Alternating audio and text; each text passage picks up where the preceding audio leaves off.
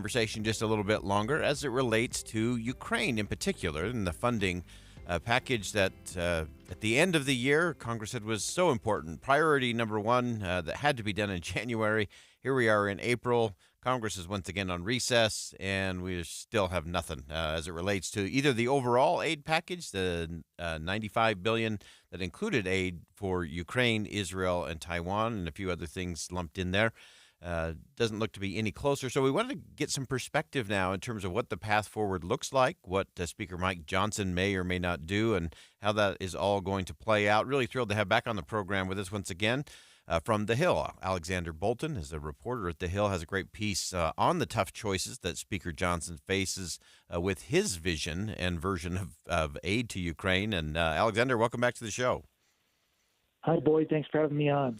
So give us kind of the lay of the land. Obviously, there was a Senate version that was passed and sent over to the House that's been sitting there. Usually it's the other way around in Congress. Usually we say that, good legislation from the House goes to the Senate to die. And now we sort of have the reverse going on. What's kind of your lay of the land as nobody's in town this week? Well, these negotiations have been going on since Thanksgiving, and that's really when they stepped up, when finally the Biden White House got involved, and Mitch McConnell, the Senate Republican leader, had a conversation with Janet Yellen and with the president, and said that there had to be something done credibly on the border reform. You had months of negotiation of this border security deal that they tried to attach in the Senate to this $60 billion for Ukraine. That fell apart. And then the Senate, just before President's Day, passed legislation that would provide $95 billion for Ukraine, Israel, $60 billion for Ukraine. Ukraine, Israel, Taiwan, $60 billion for Ukraine. And that just has gone nowhere in the House. It's been sitting in limbo. And what Speaker Mike Johnson has said is now finally the House will be moving forward with its own package, but it's going to look pretty different from the Senate bill. And here are some of the key differences. Number one, he wants to make a substantial portion of the aid a loan program.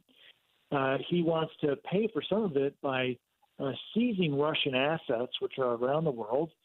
And he's also talking about adding language that would reverse the Biden moratorium on liquefied natural gas export facilities. So that was something that Biden did by executive order to try to appeal to young voters ahead of the 2024 election. Johnson says he wants to try to reverse that in this bill. He has a number of other demands, which I just mentioned. The significant development, though, is I think Johnson and the House are kind of backing away from their earlier insistence that money for Ukraine be paired with border security language. I think if anything we've learned over the last few months is that there's no agreement on border security, and that's probably not going to be included in this package. Yeah, so many interesting dynamics in all of that. And, of course, then the challenge becomes if they do send something new over to the Senate, then the Senate's got to pick that up and move it through. Are there any inklings in the Senate in terms of those who are just eager or anxious to get that aid rolling to Ukraine, maybe biting the bullet on this one, so to speak, and saying, let's just get something passed, even if it's not what we had hoped for in the beginning? Well, I think what's interesting here is that, the Senate passed their bill. It got 70 votes. Mitch McConnell, the Republican leader, hailed that as a huge victory. It got 22 Republican votes. Seemed to have all this momentum. And then Mike Johnson, new speaker, just didn't do anything with it, just kind of let it sit in the House, and kind of that momentum has drifted away, faded away. And now Johnson is coming back with this loan idea, which originated with Donald Trump. When Trump first floated the idea back in February, senators, Democrats and Republicans kind of panned it. But, it kind of goes to show now they've been waiting so long and nothing's happened that senators are ready to bite the bullet and say, look, if it's going to be a loan program, just send it to us. We want to get something out the door. They're desperate. Mike Johnson, the House Republicans aren't, and that's, I think, why they have the upper hand here. And at this point, the senators are getting so desperate to get something to Ukraine that they'll pretty much accept anything that Johnson sends them, although, they're not that happy about it. Yeah, fascinating stuff. And you mentioned Mitch McConnell. He is bristled, and I think he's whatever is past bristling is now really coming out saying, "Hey, we have to get over this isolationist bent within the Republican Party." Speaking to his own side of the fence, saying, "Look, we've got to figure out what our place is in the world and step up to that." What are you sensing in terms of the other Republicans there, and then how are the Democrats looking at playing this? Should this bill, as you kind of outlined it, with a loan, not direct aid, the Russian assets, the LNG exports. What does that look like from both Republicans and Democrats in the Senate? Well, so Johnson met with the Senate Republican Conference, before Easter, and he kind of laid out, he dropped some hints as to what the House package would likely look like, and he met with Senate Republicans at their annual retreat in March. Essentially, laid out what he was going to do. And I think the Senate Republicans were like, look, the party's been so divided. I think they're just eager ahead of this 2024 election to unify. And, they're not so concerned about the policy particulars.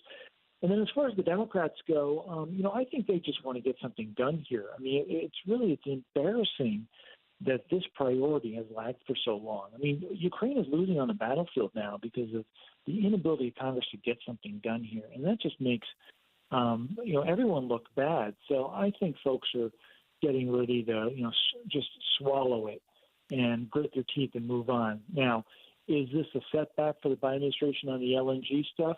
Yes. But on the other hand, look, the only reason he did this was to appeal to young voters anyway. So, he already made his grand political gesture. I think he scored the political points he wants. So, are they going to be that disappointed that these LNG export facility permits can go forward again? If Biden wins the election, he can just stop them once again. So there are many ways to skin that cat.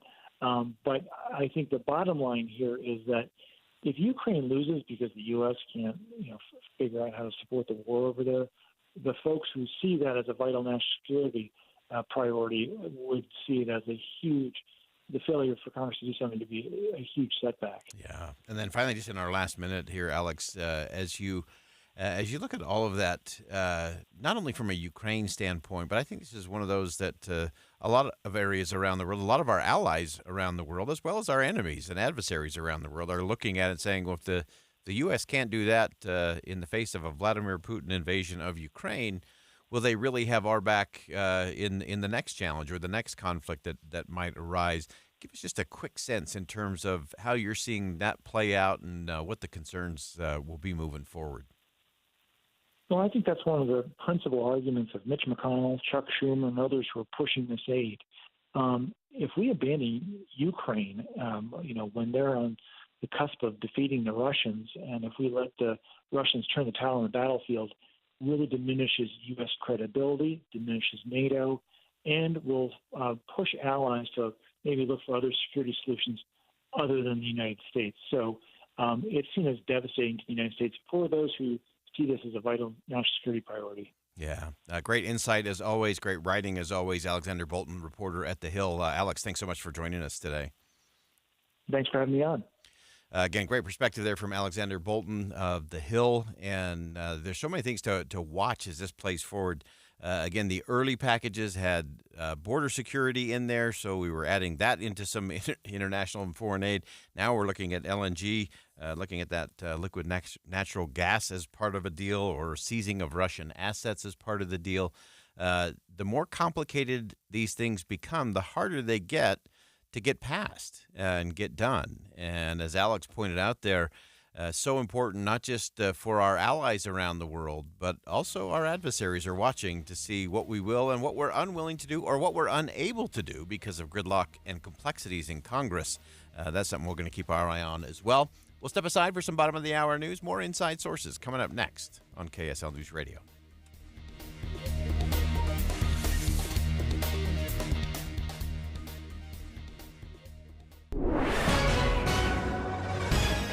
1:30 at KSL News Radio. I'm Tammy Kikuchi. KSL's top local story this hour. Utahns are forking over some of the most in taxes in the whole country. Despite cutting income tax for the last 3 years, Wallet Hub ranked Utah 11th in the nation for states with the highest tax burden. But we can do more, and actually we have to do more to stay competitive with those other states that are cutting their income tax much faster than we are. Mayla Armstrong with Utah Taxpayers Association says property taxes in Utah are pretty low compared to other states, but sales tax needs some improvement. Our top national story this hour from ABC News. There was a time when the Tropicana was the shining jewel of the Las Vegas Strip. That shine has dulled over the years as bigger, newer resorts have been built, and the Tropicana has shown its age in the form of broken windows and chipped paint. Now being chained up to be demolished for a new Major League Baseball stadium. The demolition took place today. Your money at this moment, all the markets are trending down at this hour. The Dow Jones Industrial Average down 385 points. Coming up, we'll have a look at this beautiful weather and how long it will last, and we'll talk traffic. KSL News Time is 1:31. News doesn't just mean information or dates. It's the story of our local history being told in real time. Be a part of the story. This is Tim Hughes and Amanda Dixon. We hope to be a part of your story. We have you covered on KSL News Radio. There are many out-of-control factors that can cripple supply chains and break down the ability to get vital supplies for weeks, maybe even longer.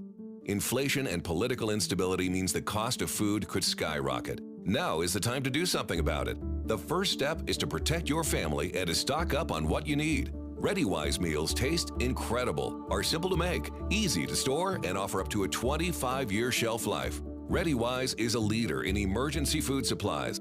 During General Conference Weekend, enjoy savings statewide on all emergency food and supplies. Visit ReadyWise.com/KSL to explore the versatile emergency meal selection and start building your emergency food supply today. That's ReadyWise.com/KSL. Use code KSL20 at checkout to take 20% off your purchase. This discount will work for any item on the site.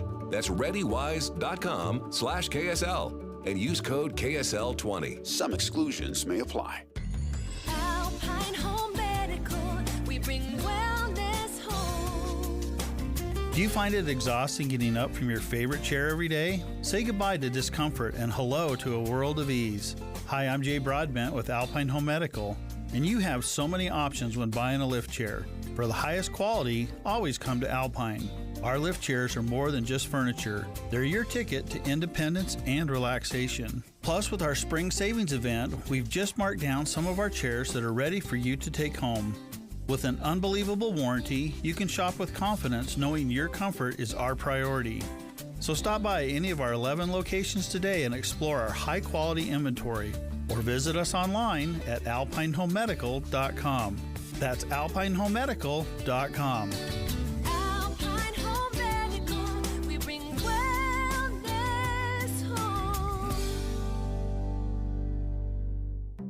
In this market, you'll find Fisher Investments is different than other money managers. Different how? Aren't we all just looking for the hottest stocks? Nope. We use diversified strategies to position our clients' portfolios for their long-term goals. You don't just provide cookie-cutter portfolios? No, we tailor our clients' portfolios to their goals and needs. But you still sell investments that generate high commissions for you, right?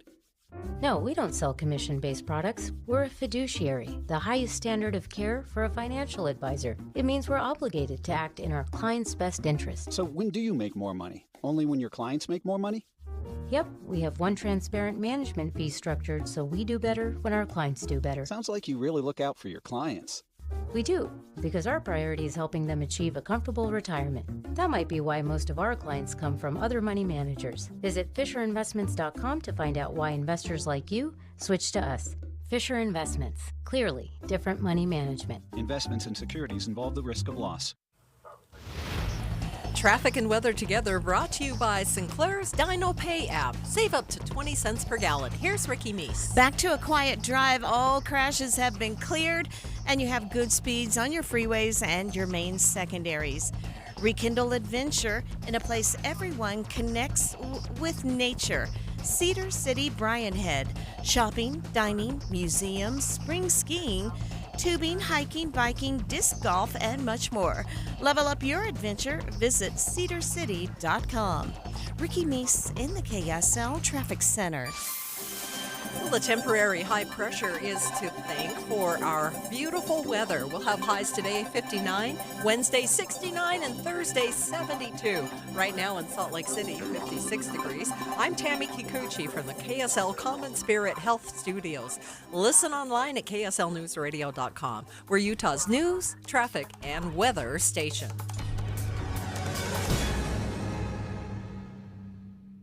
Inside Sources. Inside Sources.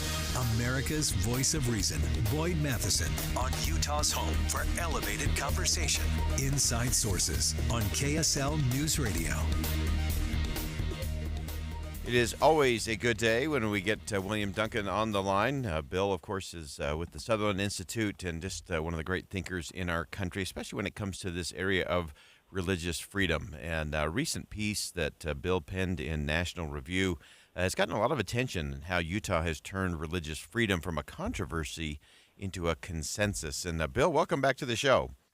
Thanks so much for having me, Boyd. So give us some of the baseline there in terms of not only what Utah has done, but how that's starting to seep out across the country and some other states that are looking at similar measures.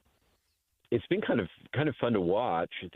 Over the past couple of years, in some ways starting in 2015, but really more recently, each session the state legislatures enacted some very specific protections for religious freedom, and in different contexts like college scheduling, athletic uniforms, employment, all of these kinds of things. And it's kind of unusual for a couple of reasons. First is no other state that I'm aware of is doing, so consistently, but also almost all of these bills are approved either unanimously or very close to unanimously. And of course, this last session, the state passed a religious freedom law that's sort of broad. It's not specific like the other ones, but a broader one that kind of acts as a backstop to protect believers or religious organizations whenever any government action might impinge on their religious freedom.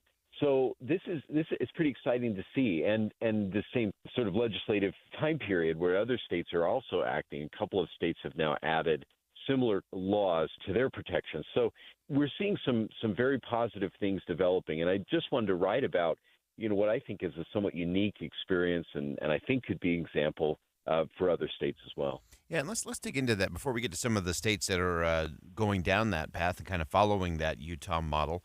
Some of the things that you mentioned in your piece was what Utah had enacted, both in terms of the scheduling that you talked about, or that youth sports could accommodate clothing worn by athletes of different religious groups. Give us a little deeper dive into that.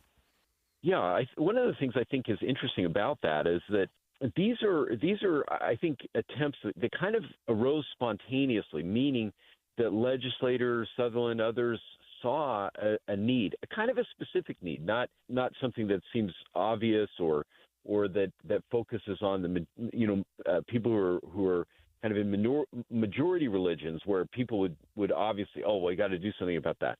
But these are students, often employees who might be overlooked because their religious beliefs are not maybe well known by the majority. And I think it's really a credit to the legislature that they thought, well, let's do something about this. Let's make it easier for people. So just as an example, athletic uniforms is one. We have some students who wear because they're Sikh or because of or Muslim, and they have to wear headscarves or something like that. They may feel like they can't participate in school sports because the uniforms are not, consistent with some of their religious obligations. And of course, the same is true for people who just want to be more modest, right? And as they participate in sports. And so the legislature enacted a law that would require the schools to accommodate them. And again, to the credit of the schools, there's no pushback that I'm aware of at all. It seems like everybody recognizes, yeah, that's a good idea. Why didn't we think of it before? And my sense is that these kinds of direct, specific protections are usually pretty widely acceptable. I mean, they're not partisan. They're things that we all can recognize are probably the right thing to do, and so they get widespread support, and that, I think, builds then an experience in the legislature and the public as well of saying, let's do more. Let's make sure that everybody's protected. And then that's where the consensus begins to develop, is through that accumulation of small protection. Yeah, and I think that's such an important thing, and you can take it from something like youth sports into government agencies and offices, and even into businesses. Give us a sense of that. Yeah, so this session has been positive in that regard, and some of that came because I think legislators were aware of what was happening in the U.S. Supreme Court, where the court clarified that federal discrimination laws mean that an employee, if they want to act on their religious beliefs, and it's not disruptive, doesn't hurt the ability of the office or the employer to do their work, that they ought to be accommodated. That the government should protect that ability for someone to take a day off or something when necessary. Again, as long as it's not disruptive to the employer's business. And so there are two specific laws that were passed. One's directed towards employers in the private sector. They need to accommodate their employees whenever they can, their employees' religious beliefs, and that's an important protection. One of the other bills that's really interesting involves public employers. Now, of course, the rules need to be a little different because some public employers have less leeway. They've got to provide emergency services, right? And so the rules would be different. But what I think is interesting about that bill is that not only does it protect the religious freedom of, so someone who wants to take a day off or maybe not participate in an activity that violates their religious beliefs, but it also protects conscientious beliefs as well, which is something protected in the Utah Constitution. But there aren't a lot of laws that say if a person has some strong, not necessarily religious belief, but similar to one, something that's ethically important to them, they also can act on in accordance with that. Again, assuming no disruption of the work. Yeah, and then just give us a quick sense of some of the states that are looking at things that kind of follow that Utah model. Just this session, West Virginia also passed a kind of one of the blanket protections that Utah passed as well. Again, unanimously in both houses, and we've seen similar things. In fact, some actually predate what Utah's done, and Utah, I think, wisely has learned from that. Like Illinois has a similar protection of student athletes. Washington has a similar protection. Students in like university scheduling or something. The example would be like Ramadan, where students are fasting during the day and they need accommodations on when they take tests and things. So what's interesting about that as well is that these aren't all just kind of uniforms. It's not all red states or all blue states. Right. It's a combination. Yeah. Both states are doing this, and we think that's a model that's sustainable. Fantastic. It's a great piece. You can check it out at National Review, how Utah has turned religious freedom from a controversy to a consensus. William Duncan, one of our favorites. Bill, thanks so much for joining us today. Thank you, Boyd. And that's my conversation with Bill Duncan, how Utah turned religious freedom from a controversy to a consensus. It is part of that Utah model, and it's interesting that so many are starting to look to that and some of those important protections that give all those individuals that ability to take their whole authentic self into the public square. Important piece of the puzzle. All right, we'll go ahead and step aside for a quick commercial break, and when we come back, more Inside Sources here on KSL News Radio. Stick around. We'll be right back.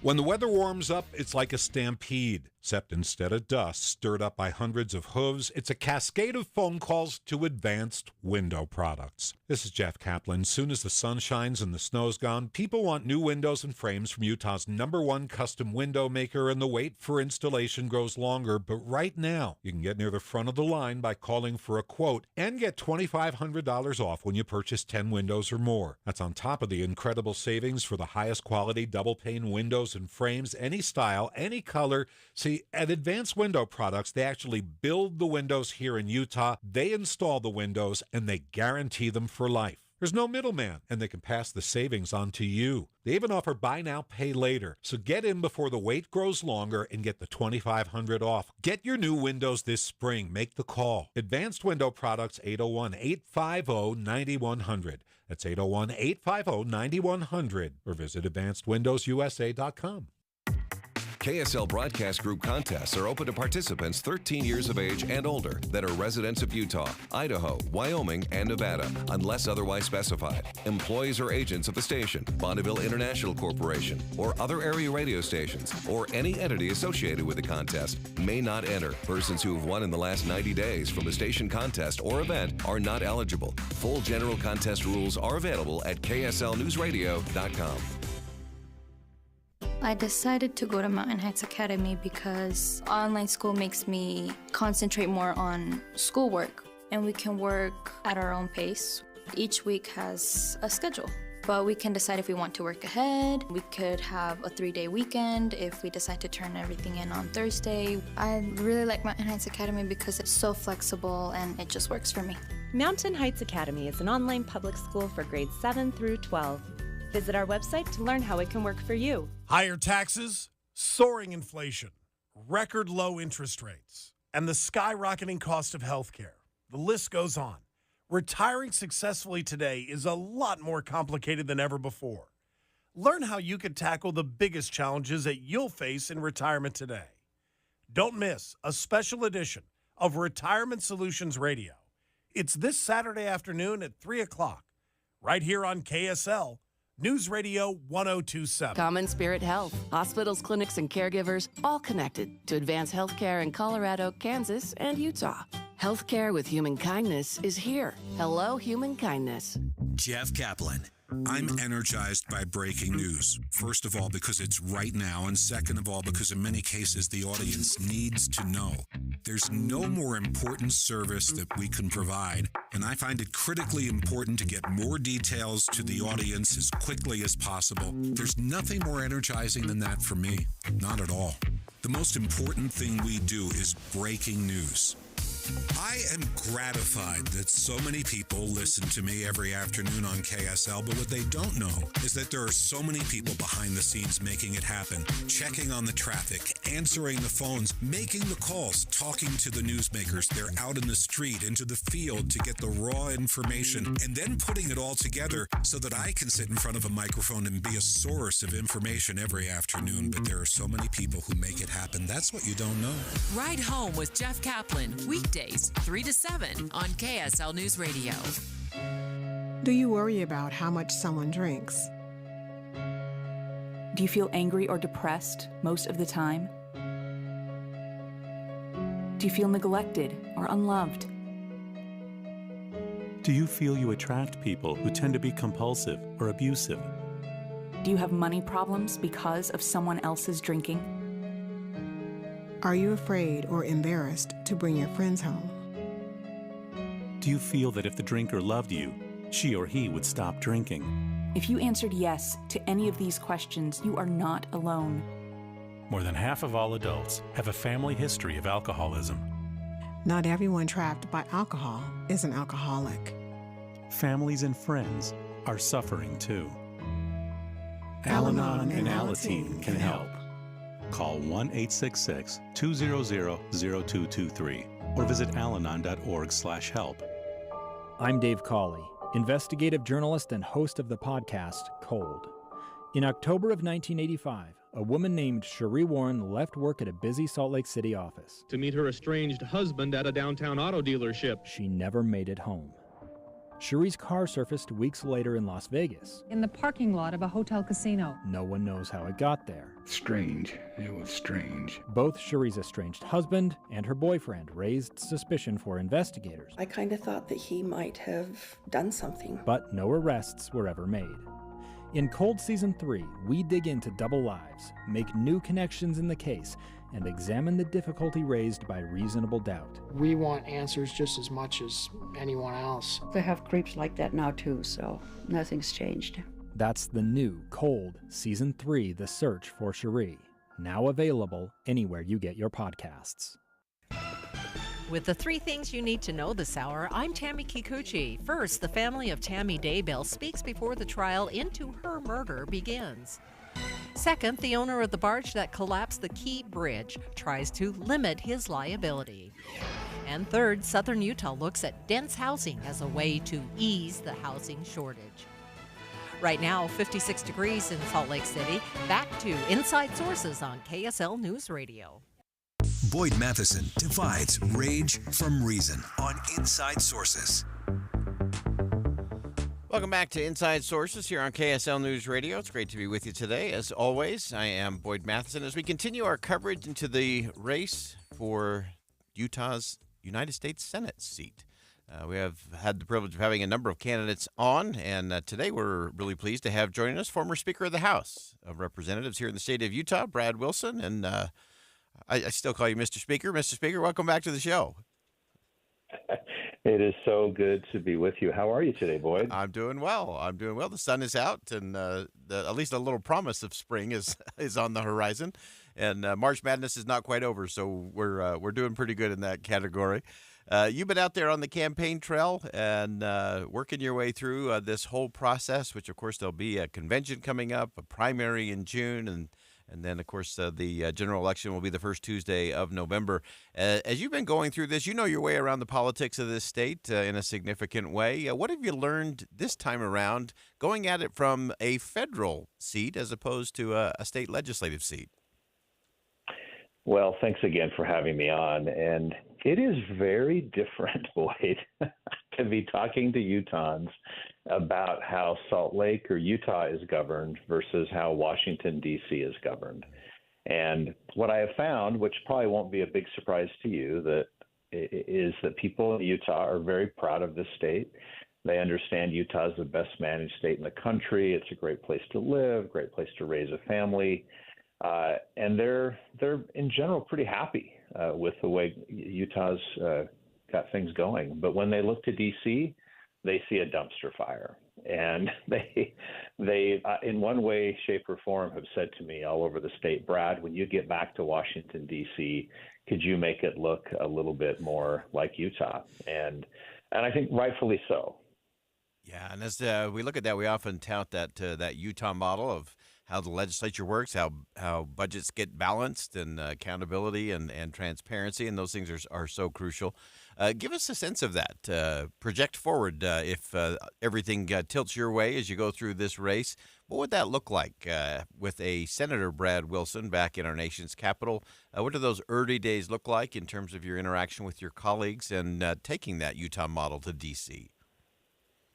Yeah, well, I think first and foremost, what I look forward to is being back in Washington, D.C., and taking the issues that we have here in the state of Utah that I understand well, from whether it's the Wasatch Front or our rural communities, and serving Utahns back there.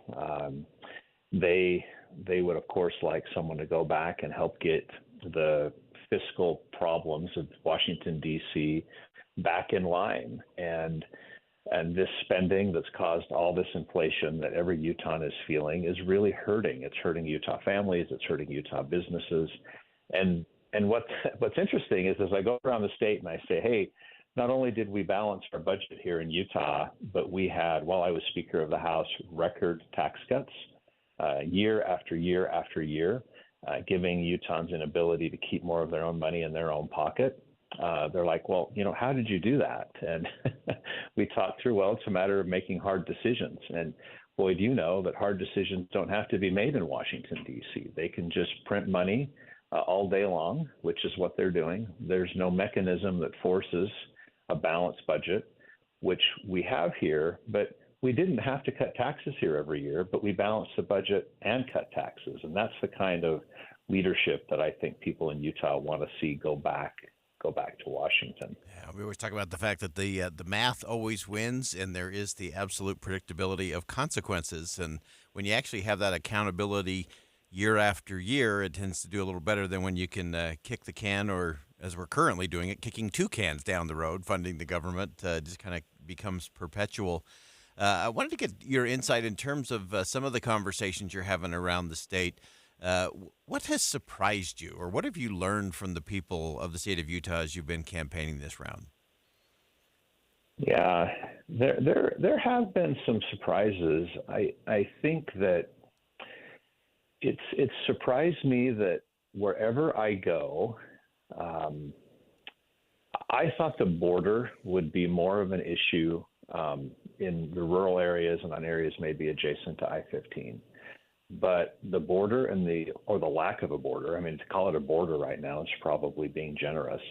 The lack of a border is causing frustration and concern all over the state. And people are angry about it. They want to see it fixed, and it doesn't matter where you go.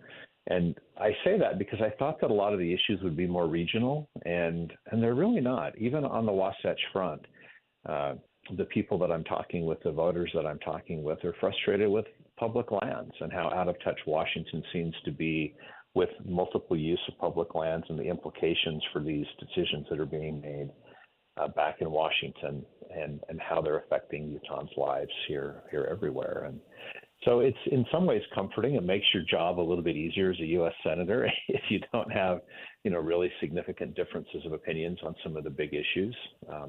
There are nuanced issues across the state, like water, for example. And Boyd, you and I have talked about water a lot. While I was Speaker of the House, there's probably no issue I worked on more than water. And I think I'm uniquely qualified, actually, when I get back to D.C. to help address this issue. And the water solutions and challenges are very different in Washington County than they are in Weber County.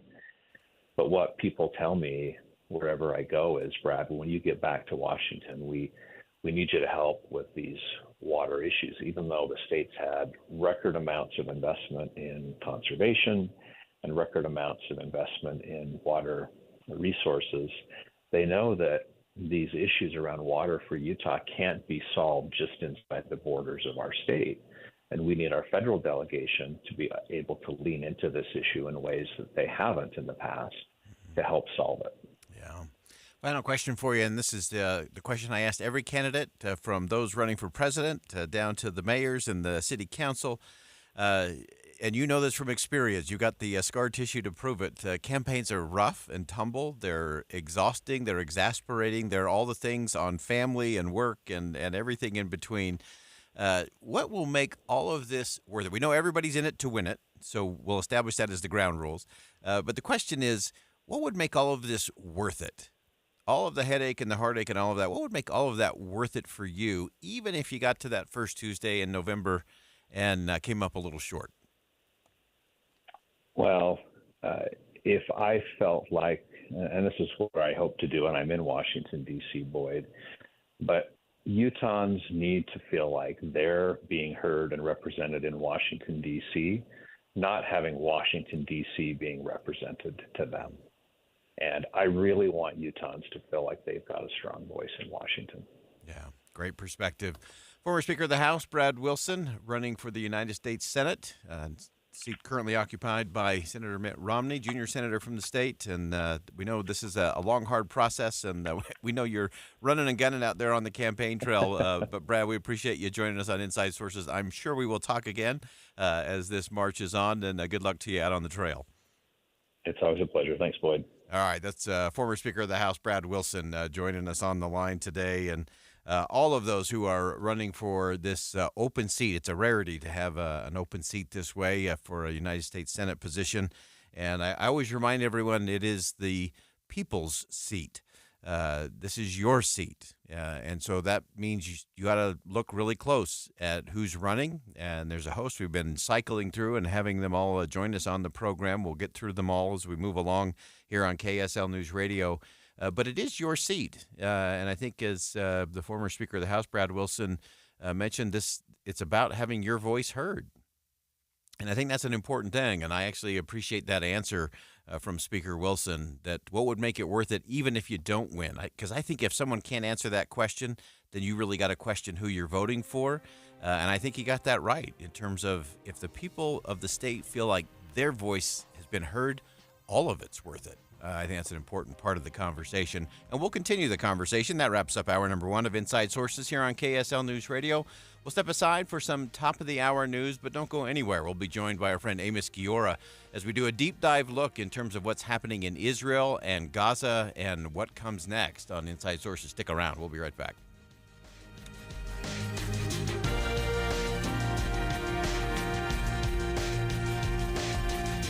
KSL FM Midvale. KSL Salt Lake City. From the KSL Common Spirit Health Studios, this is KSL News Radio. Utah's news, traffic, and weather station. 2:00 p.m. at KSL News Radio. I'm Tammy Kikuchi. KSL's top story this hour. The family of Tammy Daybell is speaking out as the trial begins for her murder. KSL News Radio's Amy Kobe reports. Chad Daybell is charged with Tammy's murder. Day 2 of jury selection is underway in a Boise courtroom today. An autopsy report revealed that Tammy died of asphyxiation in 2019. Her siblings have since started a nonprofit foundation in her honor, and they say in a statement that their hearts are heavy as the trial begins and they remember the woman they lost. They also say their love for Tammy fuels their determination to make a positive, lasting impact. You can stream the entire trial on our KSL News Facebook page. Our top national story this hour from ABC News. The owner of the Dali cargo ship that collided with Baltimore's Francis Scott Key Bridge a week ago has filed a federal lawsuit denying responsibility for the accident that toppled the bridge and killed 6 construction workers. They filed this lawsuit this week saying they want to cap their expenses at roughly $43 million. They say the ship suffered $28 million in damage, which they will pay. Your money at this moment, all the markets are still down. The Dow Jones Industrial Average down 392 points. Coming up, we'll have a look at our beautiful weather and the traffic. KSL news time is 2:01. You know what's great about KSL's traffic coverage? Trained traffic reporters and real listeners. Trading information and making the commute safer and faster for everyone. Every 10 minutes on the 9s, we have you covered on KSL News Radio. This Monday Tax Tip is brought to you by Susan Spears, CEO of the Utah Association of CPAs. In 2021, Congress passed the Corporate Transparency Act. This law creates a new beneficial ownership information reporting requirement as part of the U.S. government's efforts to make it harder for bad actors to hide behind anonymous entities as part of illicit financial activities. In the U.S., it is estimated that 32 million companies will be required to make this filing to the Financial Crimes Enforcement Network, FinCEN. To find out if your organization is exempt, contact your CPA. Get the most out of your income tax preparation when you hire a CPA. Go to uacpa.org to find a CPA that's right for you. That's uacpa.org. uacpa.org. Listen to KSL on Monday for more tax tips from the Utah Association of CPAs. Getting your biggest tax refund from Jackson Hewitt can lead to some spirited reactions. Jackson Hewitt, yeah! Jackson Hewitt is so sure they'll get you your biggest refund that if they don't, you get your money back plus $100. Jackson Hewitt, yeah! Switch to Jackson Hewitt and we'll beat what you paid last year, even if you filed online. Ain't nothing to it. Switch to Jackson Hewitt and pay less for tax prep, guaranteed. Proof of prior year payment required when filing. New clients only at participating locations through April 7th. Terms at jacksonhewitt.com.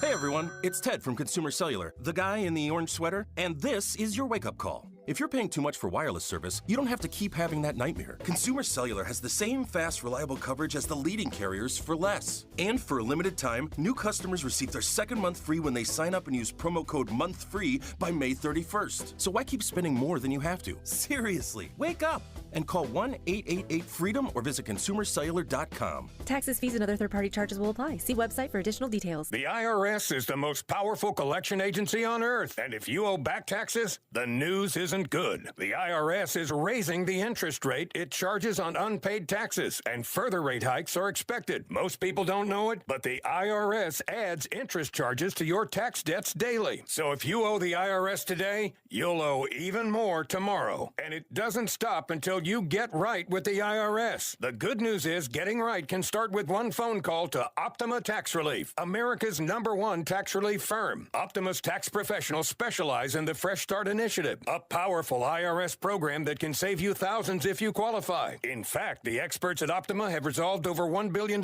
in tax debt for their clients. Call now for a free consultation. Call 800-343-6460. 800-343-6460. 800-343-6460. Optima Tax Relief. Some restrictions apply. For complete details, please visit OptimaTaxRelief.com. Traffic and weather together, brought to you by Sinclair's Dino Pay app. Save up to 20 cents per gallon. Here's Ricky Meese. Crews are responding to a multiple vehicle crash with possible injuries. Westbound I-80 at Redwood Road, they are blocking a right lane of travel. Don't miss the incredible event sale at Dave's Bernina in Provo and St. George. Save thousands on new Bernina machines used for a recent 3-day event that came up with full warranties while supplies last. Ricky Meese in the KSL Traffic Center. If you don't like the weather, I don't know what's wrong with you. Anyway, 59 for a high today, 69 tomorrow, and 72 on Thursday, and then 61 on Friday. Still be nice, though. Right now, it is sunny and 57 degrees in downtown Salt Lake City. I'm Tammy Kikuchi from the KSL Common Spirit Health Studios. Listen online at kslnewsradio.com. We're Utah's news, traffic, and weather station. Inside Sources. Inside Sources. America's voice of reason. Boyd Matheson on Utah's home for elevated conversation. Inside Sources on KSL News Radio. There's a host of headlines relating to what is happening in the Middle East between Israel and Hamas, what's happening inside of Gaza. We're going to spend the next 25 minutes of the show digging in and getting past those headlines to get into some of the nuances in terms of what's actually happening on the ground, what the impacts are in the region and around the world, including right here in the United States of America. Over the weekend, there was a very large demonstration, and they continue day by day in Tel Aviv and Jerusalem, protesting the actions taken by the government led by Benjamin Netanyahu. Last night, of course, tragedy unfolded when an aid convoy carrying food into the innocent civilians in Gaza was hit by an Israeli airstrike. 7 aid workers were killed in that strike. And, of course, all of this with the backdrop of hostages still being held in Gaza by Hamas, going all the way back to the October 7th atrocities. And so as you look at all of those things, we want to get some perspective. We want to get past headlines. We want to look at the nuances in terms of what's actually going on. Was joined for a conversation with our friend Amos Giora from the University of Utah to really talk about all of that. And so let's begin. Think you know the news of the day? Think again with Boyd Matheson on KSL News Radio. It is always a pleasure to have joining us on the program Amos Giora, of course, from the University of Utah, someone who always helps us get beyond the headlines of much of what we hear, particularly as it relates to the Middle East, what's happening in Israel and Gaza. And Amos, welcome back to the show. Always a pleasure to be on the show with you. Well, let's start with a high-level view. We get such the dueling press conferences, and we get the different media outlets going at different things. Give us your sense. I know you were over there in Israel recently. Give us just kind of a lay of the land in terms of where are the people? How are they feeling? What are you sensing and hearing on the ground? Well, I think like anything else in Israel, 2 Jews, 3 synagogues. I think that for many, there's a sense that the war in Gaza is this endless, relentless, no so-called victory in sight of Netanyahu's constant phrase of together we will win and victories around the corner.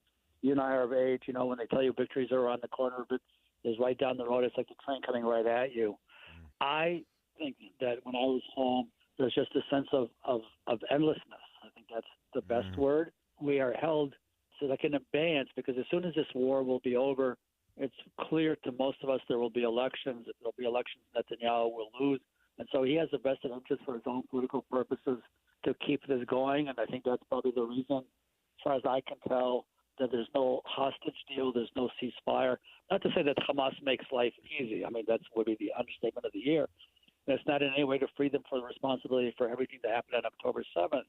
But from an Israeli perspective, there is this sense of a stalemate, I think would be the good word. And Israel, for me, Israel's most prominent military correspondent, Amos Sahel, has been calling this a stalemate. And he says, it's a stalemate when a state actor is engaged in conflict with a non-state actor. Stalemate, tie goes to the runner. The non-state actor wins. And I think that's where we are. And I think that from the perspective of, if you want to talk about President Biden and the American administration and the public opinion polls that were published last week, I think in the Washington Post, I think Biden would be happy to see Netanyahu, exit stage, whether to left or right. I leave up to President Biden, but I think he's clearly had enough of Netanyahu and the terrible tragedy of the 7 aid workers killed by mistake in a bombing in Gaza today.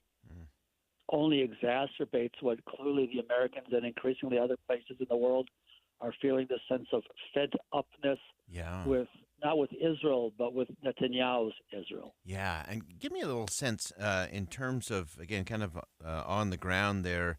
I love the way you frame this in terms of the stalemate. When you have a state actor and a non-state actor, that's usually how that continues to play out.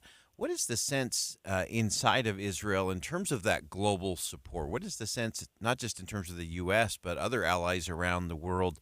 How are people feeling about that? Do they feel like people still have Israel's back? Do they feel like this is going to be a messy stalemate? We're just kind of, it's endless, we're exhausted, but what comes next? Excellent question, and the answer depends on which side of the political spectrum you fall on.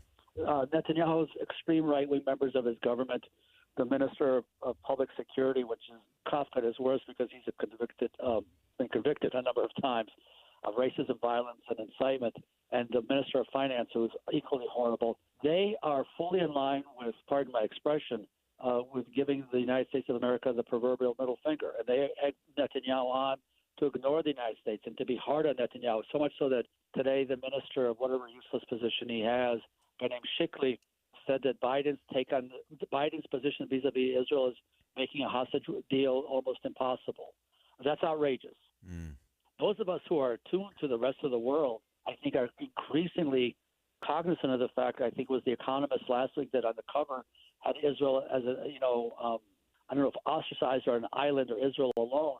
I think that, again, those of us who are sensitive to the world, meaning to America, right, are aware that Israel is being increasingly isolated, and the fact that the U.S. abstained last week or 2 weeks ago in the UN vote, and the pressure from some of the Europe doesn't really play in Israel because that's just not relevant in Israeli geopolitics. The relationship is American-Israeli relationship. And on that note, I would say that Netanyahu, with his own two hands, has caused, I don't never say irreversible damage, but it's caused significant harm to the Israeli-American relationship.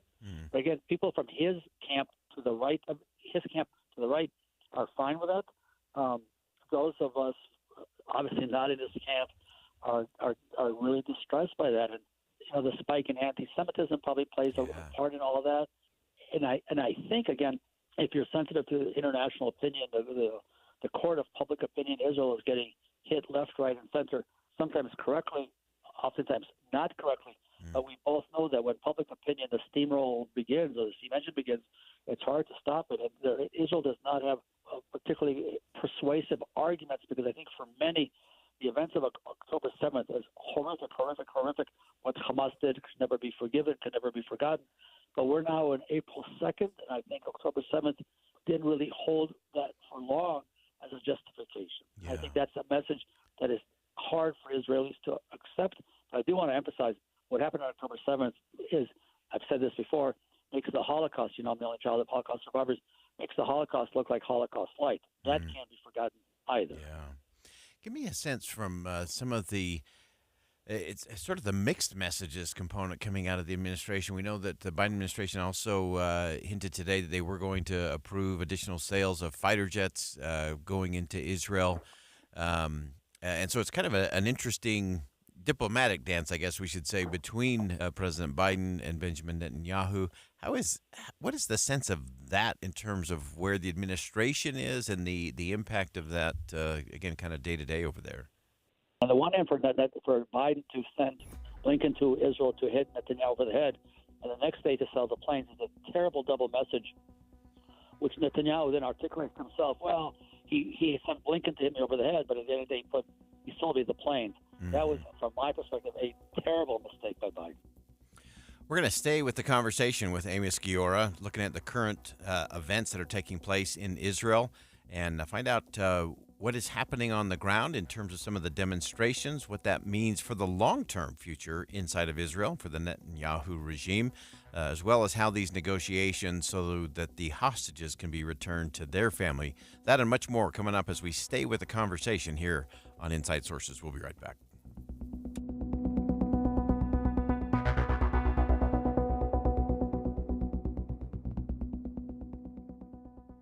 Think again on Inside Sources with Boyd Matheson. Devotion to country, service to Utah. Brent Orrin Hatch had a front row seat, watching his father serve our state faithfully in the Senate. A constitutional conservative and lifelong Republican, Brent Orrin Hatch is a champion for the rule of law. He's running for Senate to stop this lawless president from destroying our country from within. Hatch will fight to secure the border once and for all, and take on Mexican drug cartels to halt the flow of deadly fentanyl. Brent Orrin Hatch knows the national debt is just as big a threat to national security. Hatch won't rest until the budget's balanced and won't cave to the big spenders in both parties.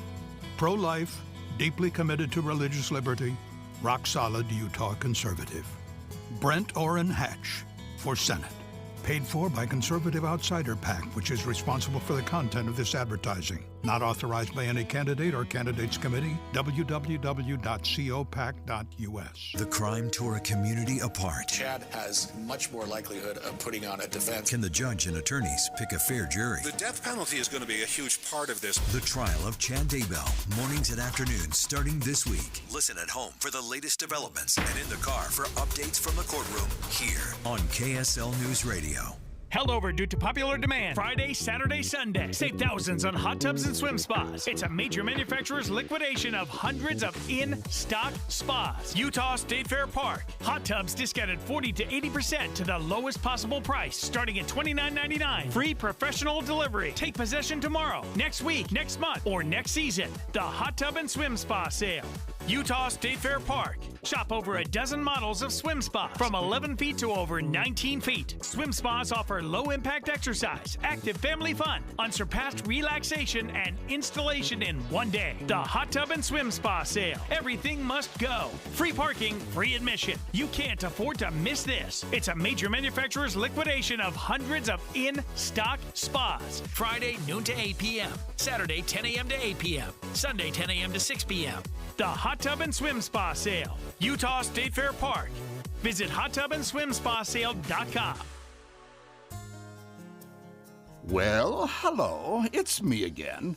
And like me, I'll bet you're ready for spring and a little green lawn again. I've got a tip. Don't spend a fortune hiring a lawn care company. Save some money and do it yourself. And here's how. Go to J&J Garden Center in Layton and purchase their simple, color-coded 5-step fertilizer system that covers up to 10,000 square feet and will rejuvenate your lawn for just $199.98. And nobody beats J&J's price. So for a lush, healthy green lawn, come and try J&J Garden Center's 5-step fertilizer system. I promise you won't regret it. Take the Layton Parkway exit, Main Street to Gentile, then west 2 miles. You've got to see it to believe it. You really do. Country grown to your home, J&J Garden Center. Getting help with electrical repairs is easier than you think. All you have to do is call Any Hour Services or schedule an appointment at anyhourservices.com. No one helps more homeowners than Any Hour Services. Tim and Amanda. Yes, KSL is a trusted institution. I mean, it's a 100-year-old institution, and I know that with that legacy comes a responsibility and a trust. But I want you to know, we have diverse voices at this radio station. young people. We have people of all different ages, of all different cultural backgrounds, who put their 2 cents into what stories we cover from day to day, a voice that is given to those stories. When I've been kicking around the Salt Lake City market for 40 years, I felt like I needed a decade of radio under my belt before I even attempted to climb that mountain. So as important as KSL is to you, you need to know that it's an important institution for both of us and something that we take very seriously, in the responsibility of providing the right news and information for you and your families every day and carrying on the tradition of this great radio station. Utah's Morning News between 5 and 9 on KSL News Radio. With the 3 things you need to know this hour, I'm Tammy Kikuchi. First, a California kidnap victim was apparently killed by police. Second, the angel Moroni is back on top of the Salt Lake Temple. And third, we have a couple more beautiful days in northern Utah as high pressure shields us from storms. Right now, 57 degrees in Salt Lake City. Back to Inside Sources on KSL News Radio. Get deeper insights on the news from Inside Sources. If you're just joining us, we are staying with the conversation with our friend Amos Giora from the University of Utah about the latest developments happening in Israel. Again, getting beyond the headlines. I asked Amos about the families of the hostages still held by Hamas and their dissatisfaction with the government led by Benjamin Netanyahu. Here's how he described it. The demonstration Saturday night was the first time that hostage families not only metaphorically but physically crossed the street. There have been 2 sets of demonstrations, one of anti-government demonstrations and one where the hostage families sit in something called Hostage Square, both in Tel Aviv. And this was the first time that hostage families crossed the street and joined the anti-government demonstrations. And one of the women who spoke is, I believe it's her child who's been held hostage, and she said that she has voted for Netanyahu in the past, but no more. And according to people who were there was a total change in the environment and the atmosphere as the hostage families recognized that Netanyahu has been lying to them, and has zero interest in a hostage deal because it serves his political purposes, because if there's a hostage deal, then there's a ceasefire and this thing ends, which he doesn't want. So all the hostages' families agrees with this. No, there's obviously disagreement within the hostage family camp, but the fact that they joined with the anti-government demonstrations changed the tone totally. On Sunday, yesterday in Israel, there was a huge rally in Jerusalem, over 100,000 people, and there are now demonstrations, as we speak, there's a demonstration, thousands upon thousands of people in Jerusalem, because there's clearly an understanding that the hostages, which is unimaginable, and today there was testimony in the Knesset, in the parliament, by women who had been held captive about we have to be polite here, the unimaginable sexual violence to which they were forced, and some of the hostage families handcuffed themselves, like when they were in the Knesset and the Parliament. Visceral. This is in-your-face visceralness. Where will this go? I don't know. But it's clear that the pressure has been upped with respect to the hostages. Yeah. And so as you look at the path forward, and clearly, if there is a ceasefire, if the hostages are released, then all the dynamics shift. Right now, it's sort of that status quo keeps the status quo. Stalemate. Yeah, and so are you seeing anything that gives you any inclination that there may be a shift there, or anything that we should be looking at or looking for in the days ahead, either just on the internal side in terms of what the Israeli side in terms of these demonstrations, or anything as it might connect with Hamas and the negotiations for the hostages? Sure. First of all, there are ongoing negotiations with Hamas. They're obviously incredibly complicated for all the obvious reasons, right? There's internal Hamas, there's external Hamas, there's Qatar, there's Egypt, there's the United States and Israel. And it's obviously difficult to negotiate with Hamas. There's no doubt about that. In many ways, Netanyahu and the head of Hamas Sinwar serve each other's purposes. That also needs to be stated. The hope is that the more demonstrations, the louder the demonstrations, the louder, the more pressure that will be exerted on Netanyahu by Biden to complete a deal. That's why the arms deal is, that, according to you, double message mistake. But the more pressure that can be brought on, not by Europe, that's not relevant, the United States with respect to the hostage deal, that would be significant. And that's why I certainly assume that Washington is taking note of the sheer number of people who are demonstrating.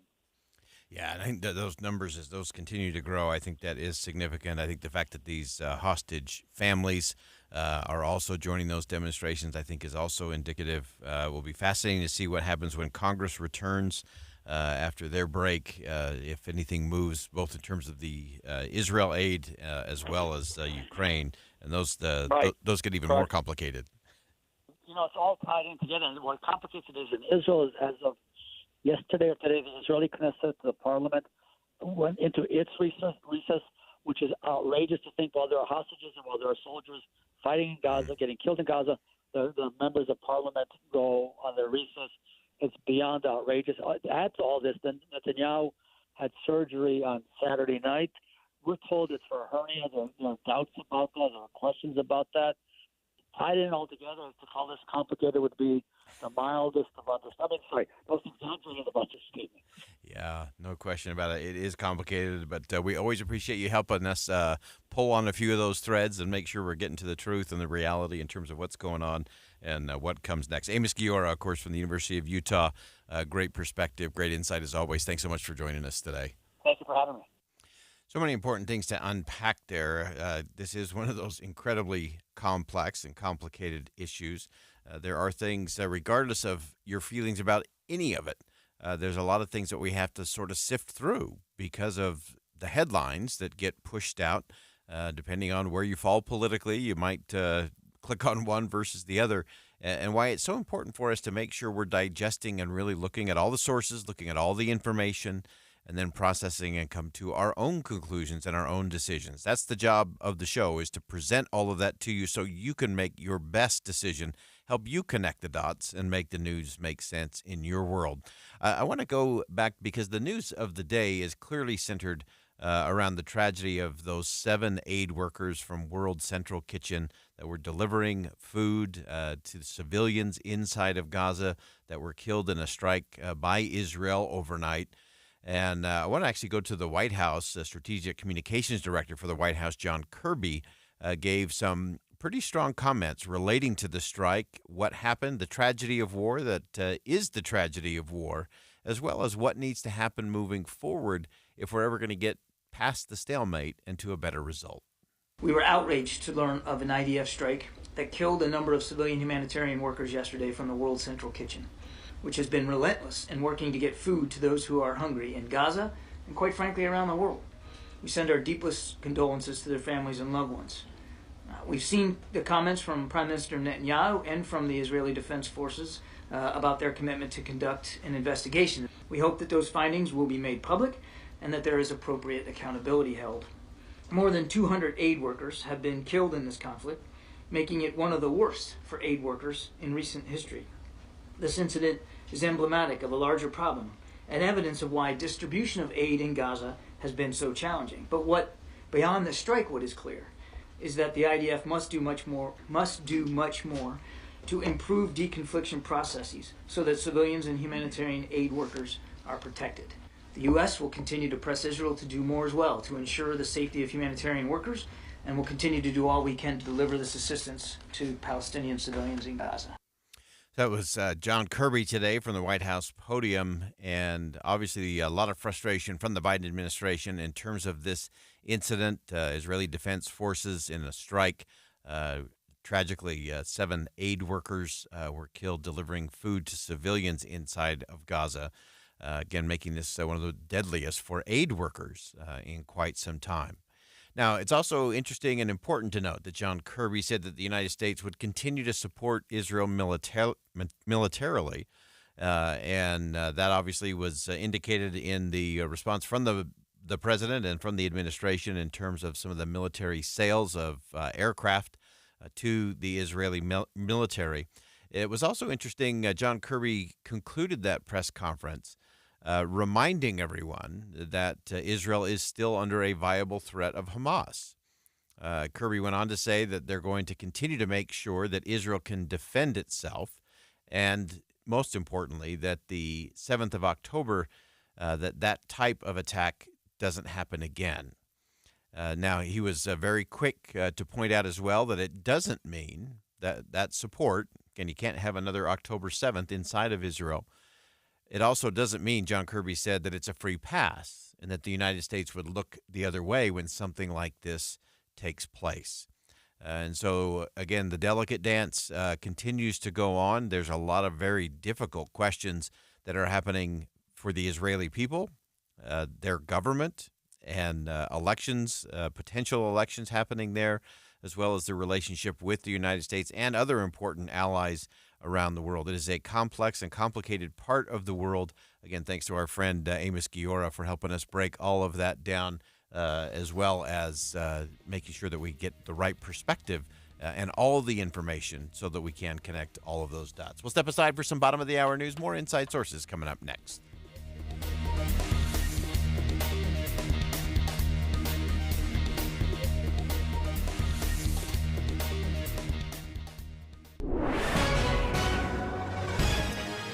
.30 at KSL News Radio. I'm Tammy Kikuchi. KSL's top local story this hour. The renovation of the Salt Lake City Temple inches closer to completion with the return of the Angel Moroni statue. KSL News Radio's Eric Cabrera was at the ceremony. In January 2020, earthquake shook the trumpet from the statue's hand, which accelerated plans to remove it altogether for renovation. Today, that newly refreshed golden statue was ceremoniously hoisted in the air by crane, following opening remarks from Bishop Gerald Casse and other leaders with the Church of Jesus Christ of Latter-day Saints. We will watch as the talented crew restores the Angel Moroni to the top of the capstone of the Salt Lake Temple. Renovation is scheduled to be completed by 2026. Eric Cabrera, KSL News Radio. Our top national story this hour from ABC News. New evidence is shedding light on a fatal shooting of a 15-year-old girl who had been kidnapped by her father in 2022. She was killed as police were in a gun battle with her father at the end of the chase when 15-year-old Savannah Graziano was killed by police bullets in San Bernardino County. She may have been firing at deputies and ran at them. Graziano was following instructions when she was shot and killed. Your money at this moment, all the markets are still down, and the Dow Jones Industrial Average is down 396 points. Coming up, we'll have a look at the beautiful weather and also at the traffic. KSL News Time is 2:31. We hope you have the right app on your phone for news. You probably have dozens. But the KSL News Radio app, well, it makes our live stream super easy. Plus, our talk shows are right there as podcast for your workday. That's the app for KSL News Radio. For the ones who work hard to ensure their crew can always go the extra mile, and the ones who get in early so everyone can go home on time, there's Grainger, offering professional-grade supplies backed by product experts so you can quickly and easily find what you need. Plus, you can count on access to a committed team ready to go the extra mile for you. Call, click Grainger.com, or just stop by. Grainger, for the ones who get it done.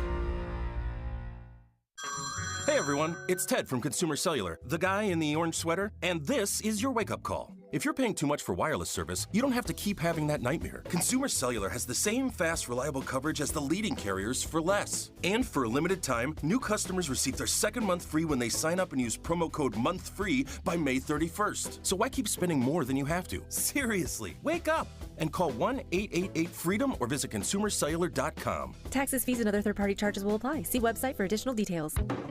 It's going to be here before you know it. Here comes the summer, like a wave of change. Soda Weight Loss wants to help you look amazing in your swimsuit and shorts, but you got to get started right now at sodaweightloss.com. No time? Try Soda's at-home program with all the support you need online. I didn't realize how unhealthy I was. When you start losing the weight, even that first 5 pounds, this enormous amount of confidence starts to build into you. You start to realize, like, oh, this is possible for me. That's Lauren, and she's let go of 35 pounds with Soda.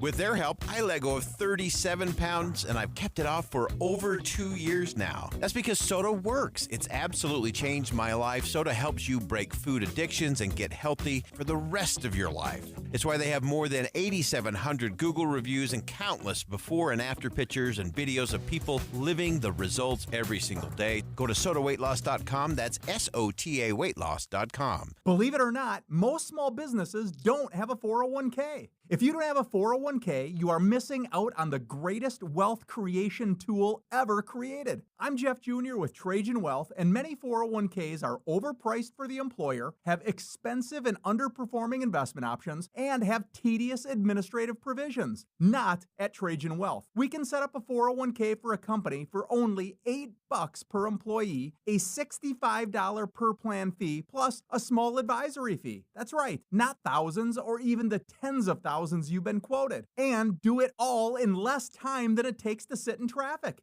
If you have 5 or more employees, these 401ks will help you attract and retain top talent. And if you're an employee and don't have a 401k, tell your boss. Call Trajan Wealth today. Call 801-899-7600. That's 801-899-7600. Services offered through a third-party partner. Traffic and weather together brought to you by Sinclair's Dino Pay app. Save up to 20 cents per gallon. Here's Ricky Meeks. The crash we had westbound I-80 at Redwood Road has cleared, but heavy rescue units have responded to an accident in Midvale, 6600 South at 9th East in the intersection. Traffic control is in place, but expect some slowing. Lagoon is looking for ride maintenance technicians. Lagoon offers excellent mechanical training programs with amazing career opportunities. Ride maintenance technician position is full-time and year-round. Details, visit lagoonpark.com/jobs. Ricky Meese in the KSL Traffic Center. It's beautiful for the next couple of days. We'll have a high today of 59, tomorrow 69, and Thursday 72 degrees. 57 degrees currently in downtown Salt Lake City, and clear skies. I'm Tammy Kikuchi from the KSL Common Spirit Health Studios. Listen online at kslnewsradio.com. We're Utah's news, traffic, and weather station. Inside Sources. Inside Sources. America's voice of reason. Boyd Matheson on Utah's home for elevated conversation. Inside Sources on KSL News Radio. Well, as we continue to watch the presidential politics play out, marching our way towards the first Tuesday of November, 2024, we're taking a look at some of the fallout now that as we kind of get towards the end of primary season. There were actually 5 states that had their primary ballots today. The one I think most interesting to me is actually looking at Wisconsin to see if there'll be any kind of protest vote there that the Biden administration is going to have to deal with. Wisconsin will be a clear battleground, toss-up kind of state and very important. Of course, we saw some of those things play out in Michigan. And then, of course, we've seen former President Trump have difficulty in other spaces as well. And we want to dig a little bit deeper into former presidential candidate Nikki Haley after she dropped out of the race back on March the 6th. We want to take a look at what comes next with those that were supporting the former ambassador and what that means both for President Biden and for the Trump campaign. And very wisely, I think the Biden campaign has stepped up and said to some of those voters, you may not feel like you have a home in the Trump camp, but you definitely have one here. Someone who's taken a hard look at that and a deep dive, Alex Gangitano, White House correspondent for The Hill, covers President Biden and top officials in the administration. And I love it's both policy and politics. We always got to bring those things together. And Alex, welcome back to the show. That's right. Hey, Lloyd, thanks so much for having me on again. All right. So as you look at how this all plays out, the Biden campaign is doubling down on courting some of these Republican voters, independent voters in particular, that were in the Nikki Haley camp. Give us a sense of what they're doing and what's happening. That's right. So as soon as Nikki Haley dropped out of the Republican primary, it seemed like the Biden campaign really started to activate its strategy. We saw a statement from the president right away saying there's a place for Haley supporters in my campaign and that Donald Trump doesn't want these supporters in his campaign.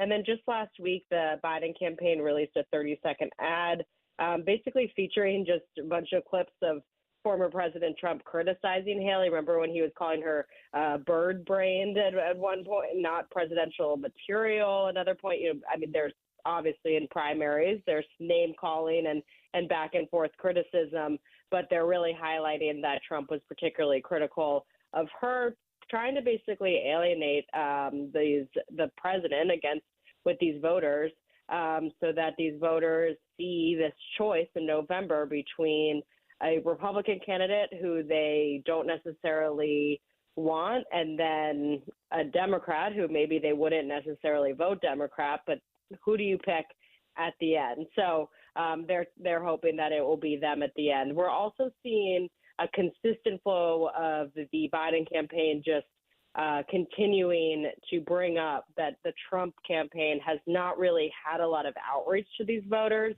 We've seen people, Trump allies, even come out like Steve Bannon and say, we don't need Nikki Haley's endorsement. There's enough people in the, so-called MAGA universe that we don't need these folks. So they're doubling down, like you said, and making sure to highlight kind of the lack of outreach from Trump votes. Yeah, one of the things you pointed out in your piece I thought was really important was some of the ad campaigns going on, especially those battleground places, Wisconsin, Michigan, Georgia, Nevada, all of those. And it is interesting when you look at those who did vote for the former Ambassador Haley. There were a big chunk of them that were Republicans. There was a chunk that were just independents, and some that were Democrats who participated in some of those campaign or those early states where you can kind of cross party lines there. Give us a sense of the makeup of that, and how is the Biden campaign strategically going after them? Yeah, so one state that's particularly essential to the Biden campaign and has been since 2020 is Nikki Haley's South Carolina. We all know that South Carolina really put Biden over the edge to win the Democratic primary in 2020. Haley was the former governor of that state. 40% of the vote Haley won 40% of the vote in the South Carolina primary against Trump. So that's something that the Biden campaign is going to bring up. We also know, according to polling, that 52% of Haley supporters voted for Biden in 2020, and that 63% of Haley supporters said they backed Biden after Haley ended her presidential bid, while only 27% said they would vote for Trump. So these numbers are things that the Biden campaign is really leaning on, saying that when she backed out, we saw some people immediately flock to the Biden camp. And then, like you mentioned, the Biden campaign has been so focused on these key battleground states, basically trying to recreate the map that won them the White House in 2020. These are states like Wisconsin, Michigan, and Georgia. And they've been investing heavily in ad buys in those states and trying especially to appeal to swing state voters or just swing voters and to independents. And these are people that, were the people that were excited about Haley being a third choice between, a rematch between Trump and Biden and trying to avoid that rematch. So Biden's trying to appeal to those people in particular. Yeah. And Alex, as you look at some of those key states, and including Nevada and Arizona, also interesting on kind of the flip side is North Carolina, I think, is going to be one of those normally had been leaning Republican. I think that's another one that would possibly be in play. As you look at those and kind of where those Nikki Haley, obviously there's the never Trumper faction, and that we kind of know where that will go. But how does the independents, the Robert F. Kennedy Jr. factor, do some of those play into some of the calculations for the Biden camp in terms of how they go about some of those swing states? Yeah, so I think that the kind of wrench that the Robert F. Kennedy Jr. has thrown into this campaign has been interesting. There's still the debate over if he's going to impact Biden or Trump negatively. And I think the Biden campaign, watching how much they're focused on independent and swing voters, means that they're not 100% confident that they could lose these kinds of people to people like RFK or to people that don't want to show up to the polls. They're seeing Biden versus Trump, and they're not pleased with their options, and they would have loved to see a Haley or a fresh face on the ballot, not necessarily voting for an independent candidate, but as one of the major party candidates. So they're targeting these people, and I think that it's notable that they're so focused on states, like you mentioned. North Carolina is something that they've targeted as a potential flip. Trump won it last, Obama won it, but Biden and Hillary Clinton have not won North Carolina. So they're trying to flip that state. And that's a state that has a lot of young, under 35-year-olds. They have a lot of college-educated people, and those are those independents that were maybe in the Haley camp that they're trying to appeal to that group and really make the Trump party be the MAGA party as opposed to the traditional Republican Party. So it's a tough uphill battle that the Biden campaign has, but it's an interesting strategy. Yeah, fascinating stuff. Alex Gangitano, White House correspondent for The Hill, covers the president and the administration, both politics and policy, and we always like to connect the dots on all of those. Alex, thanks so much for joining us today. Thank you. I appreciate it. All right, that's Alex Gangitano from The Hill, and we'll continue to watch everything as it relates to the campaign as we march our way towards the first Tuesday of November. And remember, it's not just the presidential. It's everything down the ballot that impacts what happens in your hometown, in your community, and affects all of us. So everyone's got to lean in. Everyone's got to engage. It's part of the process. We'll take one last break. We'll be right back. Looking for a secure retirement plan without market risk? Look no further. Lyle Boss, president of Boss Financial, specializes in no market risk retirement strategies with guarantees of principal, guaranteed growth, and lifelong income. Join Lyle right here each Saturday and Sunday for his Safe Money radio show, and call him now at 855-355-SAFE for your complimentary customized Safe Money information kit and Safe Money book. Nothing but upside here at 855-355-SAFE. Hey guys, do you know your T level? Revive Men's Health here in Salt Lake City is helping you take that first step toward better health and enhanced intimacy with a free testosterone level test, exam, and consultation. Plus, for this month only, qualified patients can kickstart their treatment with a free supply of ED medication. Revive's customized ED treatments can provide immediate results, restore blood flow naturally, and even bring spontaneity back into your love life. With both in-person and telemedicine appointments available, plus free shipping directly to you, Revive takes the hassle out of treating low T and ED. Having an optimal testosterone level can change your whole life, and it starts with knowing your T level. Take that first step and book your free testosterone test, free exam, and free consultation, and kickstart your treatment with a free supply of ED medication this month only. Call Revive Men's Health Salt Lake City at 801-263-7777. That's 801-263-7777. Or visit ReviveMen'sHealth.com. The life of a small business owner. Keeping the lights on, calling all the shots. And then there's workplace accidents. 500-degree ovens, rusty nails. Danger lurks around every corner. Workplace accidents can happen, but there is an easy way to keep your employees covered.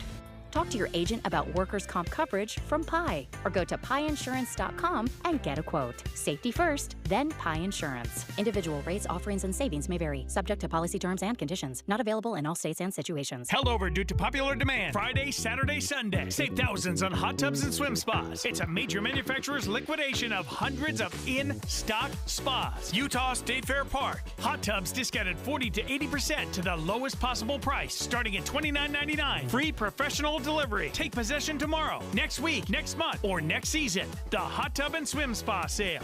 Utah State Fair Park. Shop over a dozen models of swim spas from 11 feet to over 19 feet. Swim spas offer low-impact exercise, active family fun, unsurpassed relaxation, and installation in one day. The Hot Tub and Swim Spa Sale. Everything must go. Free parking, free admission. You can't afford to miss this. It's a major manufacturer's liquidation of hundreds of in-stock spas. Friday, noon to 8 p.m. Saturday, 10 a.m. to 8 p.m. Sunday, 10 a.m. to 6 p.m.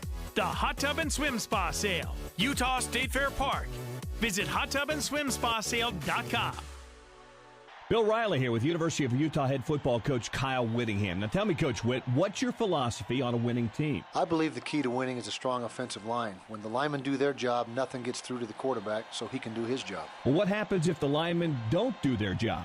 Ouch. You know, Bill, I recently learned that kidneys work like linemen for your body. When your kidneys work, They block poisons and chemicals from your blood. Coach, I've heard that 1 in 9 Americans have some form of kidney disease. What can we do to fight back? Join me, Coach Kyle Whittingham, and be part of the winning team against kidney disease. Donate your used car or truck to the Kidney Foundation. Your car will be towed for free, and you'll get a receipt for a tax deduction. Tell them how to do that, Bill. Donate your car to the Kidney Foundation today and make your car a kidney car. Cars to save lives. Call 1-800-TOW-CARS. That's TOW CARS. Cars with a K. 1-800-TOW-CAR. Every year, the National Kidney Foundation helps individuals and families affected by kidney disease. Help them out by making your car a kidney car. Call 1-800-TOW-CARS. Hi, this is Julie from the Visitors Bureau in Logan, and things are looking up. The sun is out, and you should be too. Spring break is just around the corner, so book your stay, pack your bags, and come and play.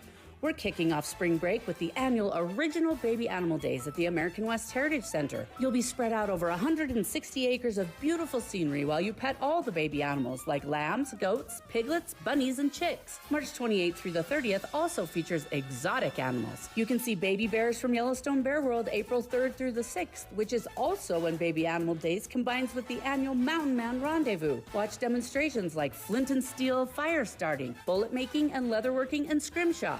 Wait, do you even know what that is? It doesn't matter. Come and see at the American West Heritage Center. Logan has so many great things to do. Come for spring break or anytime you need a break. Vacation in Logan. Just get in the car. ExploreLogan.com. ExploreLogan.com. You know, Deb, you and I have had this conversation so many times. We think, oh, I wish I had a little more light here or maybe a ceiling fan there. That's why we love Master Electrical. So anytime we have an electrical problem, we know we can call them and they will give us their upfront pricing guarantee. Because we're not going to do it yourself. We're going to leave it to the professionals. And this upfront pricing guarantee is fantastic. I'm sure you've been bitten by bids in the past where they say, oh, that's going to take half a day. And then 2 weeks later, the bid and the invoice have nothing to do with each other. Not only will you get their upfront pricing guarantee, but you will never see an upcharge. Their pricing system simply won't allow it. Master Electrical proudly serves from Logan to Santaquin. They do everything that has to do with electrical, and they're always open, including for emergency services. The phone number to call is 801-543-2222. 801-543-2222, or check them out online at masterelectrical.com. Inside Sources with Boyd Matheson. Our goal every day on Inside Sources is to help you divide the rage from the reason, elevate the conversation, connect the dots, and make the news make sense in your world. We have conversations with great thinkers, with great leaders, and great people who are just out there making a difference in the world. Now, we do talk about politics, but only so we can discuss society and culture. And then we explore society and culture so we can discuss principles and the people in America and the state of Utah who actually live them and apply them every day. We bring the best and brightest minds to the state of Utah, and we love to take the Utah model and send it out to our nation's capital and beyond. Every day on Inside Sources, you'll be part of that conversation. To help you understand things in a different way, we'll get you to think again about what you think you know. But most important, we're going to help you have confidence to have crucial conversations in your community and in your own home. Join Inside Sources with Boyd Matheson, 1 to 3 on KSL News Radio. With the 3 things you need to know this hour, I'm Tammy Kikuchi. First, a man is now in custody after being accused of a carjacking and seriously injuring a security guard.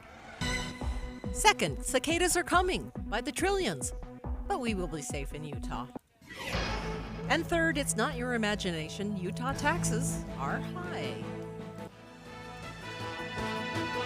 57 degrees right now in Salt Lake City and clear skies. Back to Inside Sources on KSL News Radio. Hear elevated conversation on crucial issues. Boyd Matheson on Inside Sources. Welcome back to Inside Sources here on KSL News Radio. It's great to be with you today. As always, I am Boyd Matheson. As we round out the program today, if you missed any of the conversations, of course, you want to either go to the app or you want to go and check out the podcast, which will go up a little later this afternoon, and you can dig back in and re-listen. That's what I find myself doing because our guests get it, and they have such great insight that I'm often taking notes here in the studio, and then I have to go back and remember some of the things that they told me so that you could hear it. And then think again about a lot of those things that we go through on the program. And today we've spent a good chunk of time talking about what is happening in the Middle East. And it is so complicated. And we had Amos Giora join us for 2 segments of the program today so that we could really dig into all of that. And the complexities of this are so layered and so important. And it's hard to keep all of them together because you can take a day like today where you had just an absolute tragedy, 7 aid workers killed in an Israeli Defense Force strike as they were trying to deliver food to civilians inside of Gaza. That's horrific. That's horrible. And yet we also have, and none of these are moral equivalencies, by the way. These are all just things that are happening and taking place that we need to think through. Of course, you've got hostages that are still being held. They've been held since October the 7th, the atrocities that took place there. I did think that someone who got it right today was John Kirby, as he took to the podium there in Washington, D.C., and really went through a lot of the core issues. He said that the White House was outraged at the Israeli strike that killed these World Central Kitchen workers. This has been the deadliest conflict around the world in terms of the death of aid workers trying to administer relief. And so that's a significant thing. At the same time, John Kirby acknowledged and said, look, Israel is still under threat from Hamas. Hamas has not backed down. Hamas has said that October the 7th will happen again. And so Israel has to be able to defend themselves so that those don't happen again. At the same time, John Kirby said, look, but that's not a free pass. It's not a free pass for Israel to do whatever it wants and that the United States will look the other way and allow it to happen. And so I think balancing all of those things, it actually takes me back to a conversation we had with Rabbi Brad Hirschfield from New York, just talking about this whole idea of compassion and what compassion actually demands. Again, not creating moral equivalence, but compassion. And compassion demands that we mourn the loss of every innocent life, that we have compassion for all of those who are caught up in the midst of all of this and all the complexities that go with it. And that's the real challenge of our time, because when we're served up on TikTok and social media, if you're getting your news and you're just kind of scrolling through, you're often going to miss some of those things underneath those headlines that are going to help you maybe rethink it just a little bit. I think we have so many conflicting messages coming out of the Middle East right now. There's clearly challenges inside the Israeli government, the administration of Benjamin Netanyahu. Of course, we were covering that all the way back in the summer of last year, dealing with some of the action that the prime minister was attempting to take as it relates to their judiciary system and some things that would consolidate power in his favor inside of the government. And the massive protests, the days and days and days of protests in and throughout Israel against the Netanyahu government. Now, of course, we have new protests going on, some calling for the release of the hostages, others calling for elections and the ouster of the current government. And we saw yesterday and continuing into today that those are starting to merge a little bit. That you've got some of the families of the hostages that are now calling for some change in terms of the government and the Netanyahu regime. And so, again, all of that to say, this is complicated stuff, and you can't just skim the headlines or go to your favorite source. You have to look broadly and think deeply. Now, that might sound like work, but that's the price of freedom. That's the price of the liberty that we enjoy, and the thing that allows us to enjoy beautiful weather days like today, that allows us to convene and connect with our families, that allows us to worship the way that we like to, and say the things that matter to us. All of that is only possible through the kinds of liberties and freedoms that we have in this constitutional republic of ours. And it requires vigilance from all of us, because it doesn't just get passed along. It requires a lot of hard work and heavy lifting by the citizens. It's a we the people. And yes, we can be pessimistic about the politics. We can talk about the challenges and the problems of consolidated power, and we can talk about the reverse incentives that are going on as it relates to performative politics. And in the midst of all of that, we have a duty to be informed. We have a duty to think for ourselves and not just what we get served up in our own self-created social media bubble. We have to be willing to do more, to think a little harder and a little deeper and a little broader, and to be willing to ask the questions and to be surprised and to be curious. I wonder why she thinks that's a good solution. I wonder why they think that's the best way to approach this particular challenge. And then to be surprised, say, wow, I've never thought of it that way before. That's a good thing. Those are things that are part of a healthy constitutional republic. But it is not a passive thing. It's not at all. And if you want to question it, you don't have to look very far. Throughout the show today, we talked about Ukraine. We talked about Israel, things happening in the Taiwan Straits and beyond. And all of that beyond has a whole lot to do with what we do right here at home and how willing we are to be part of the crucial conversations. Well, that wraps it up for us today here on Inside Sources on KSL News Radio. Thanks for joining us. I am Boyd Matheson. And as always, as you go out into the world today, make sure you see something that inspires, say something that uplifts, and do something that makes a difference.